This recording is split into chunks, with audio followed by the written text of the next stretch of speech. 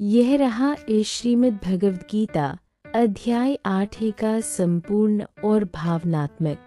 यह अध्याय कहलाता है अक्षर ब्रह्म योग अक्षर ब्रह्म योग, अर्थात ईश्वर की अनंत सत्ता और मृत्यु के समय ईश्वर स्मरण का योग।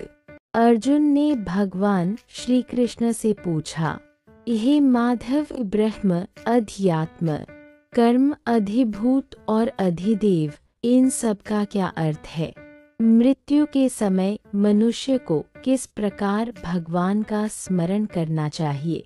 अर्जुन युद्धभूमि में प्रश्न पूछते हैं। भगवान कृष्ण मुस्कुराते हुए उत्तर देने को तैयार। भगवान श्री कृष्ण का उत्तर। भगवान श्री कृष्ण बोले, हे पार्थ, ब्रह्म वह है जो अविनाशी है। अध्यात्म आत्मा का स्वभाव है। कर्म जो जीव की उत्पत्ति का कारण बनता है। अधिभूत नश्वर शरीर है और अधिदेव देवताओं में स्वयं पुरुषोत्तम हूँ। एक भक्त मृत्यु शैया पर श्री कृष्ण नाम जपते हुए मुस्कुराता है, दिव्य प्रकाश फैलता है। निरंतर स्मरण का योग। इसलिए हे अर्जुन, हर समय मेरा स्मरण करो और युद्ध भी करो। मेरा चिंतन और कर्म दोनों साथ रखो, इससे तुम निश्चय ही मुझे प्राप्त करोगे। कृष्ण अर्जुन को रथ में मार्ग दिखाते हैं। पृष्ठभूमि में गीता का श्लोक चमकता है। ध्यान और मन की स्थिरता। जो योगी मन को हृदय में स्थिर कर प्राण को भौहों के बीच ले जाता है और ओम का जप करते हुए शरीर त्यागता है, वह परम धाम को प्राप्त होता है। योगी ध्यानमग्न अवस्था में ओम की ध्वनि से एक हो रहा है। आकाश में उज्जवल प्रकाश। संसार और पुनर्जन्म का रहस्य।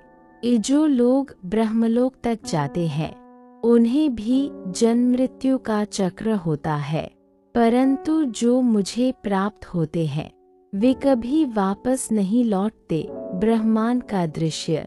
आत्मा दिव्य लोक की ओर प्रस्थान करती हुई। रात्रि और दिन के मार्ग। हे अर्जुन, दो मार्ग हैं, एक प्रकाश का जो मोक्ष की ओर जाता है और एक अंधकार का जो पुनर्जन्म की ओर। दो मार्ग एक उज्जवल एक छायादार आत्मा का चयन दर्शाते हुए। हे अर्जुन, भक्ति, स्मरण और समर्पण यही अमरता का मार्ग है। जो मुझे जानता है वह मृत्यु से परे चला जाता है। कृष्ण का मुस्कुराता हुआ मुख। अर्जुन नतमस्तक होकर चरणों में झुकते हैं। इस प्रकार समाप्त होता है श्रीमद् भगवद गीता का 8वां अध्याय अक्षर ब्रह्म योग। एक ऐसा ज्ञान जो मृत्यु को भी अमृत में बदल देता है।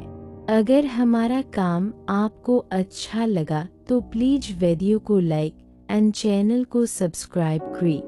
Thank you.